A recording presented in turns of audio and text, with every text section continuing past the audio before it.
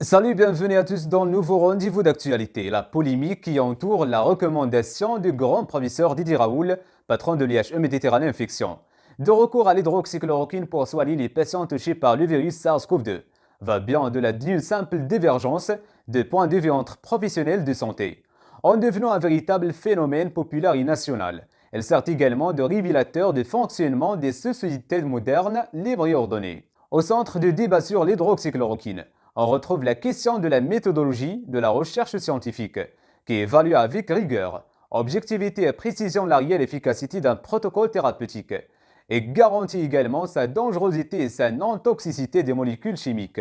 La démarche du professeur Didier Raoult qui propose une solution de qualité, qui me paraît adaptée aux premiers signes, et symptômes cliniques liés au Covid-19, en prenant les précautions nécessaires sur le plan de la santé cardiaque. Pour ses travaux de recherche et son action pour lutter contre ce nouveau virus, le virologue marseillais a connu une popularité sans précédent dans l'Hexagone. Il s'agit d'une personnalité bien connue et très appréciée du public.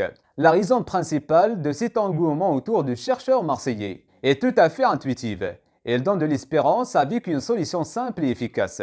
Elle a également été très enthousiaste dans ses déclarations publiques au sujet des résultats de ses études, ce qui n'est pas très habituel dans le monde scientifique, où la prudence est de mise. Sa façon de communiquer, sa posture et ses prises de position sont clivantes et vont au-delà d'un simple scientifique érudit. Elles ne font que confirmer les fractures de notre société. Les réseaux sociaux se sont emparés de phénomène Raoult, ce qui a accentué les pressions sur les responsables politiques, qui ont reconnu timidement et a pris moult hésitations leur intérêt pour ces travaux. Pour terminer, jetons un coup d'œil justement sur ce qui se passe aujourd'hui sur les plateformes de partage, en lien avec le praticien marseillais. Un aperçu rapide et simple sur le monde de l'Internet montre que le grand professeur Didier Raoult est devenu en un an une figure héroïque de la lutte contre l'épidémie de nouveau coronavirus, et suscite un intérêt tout particulier en France. C'est la fin de ce rendez-vous. N'oubliez pas de réagir sur la section de commentaires et d'activer la cloche de notification. Merci et à très bientôt.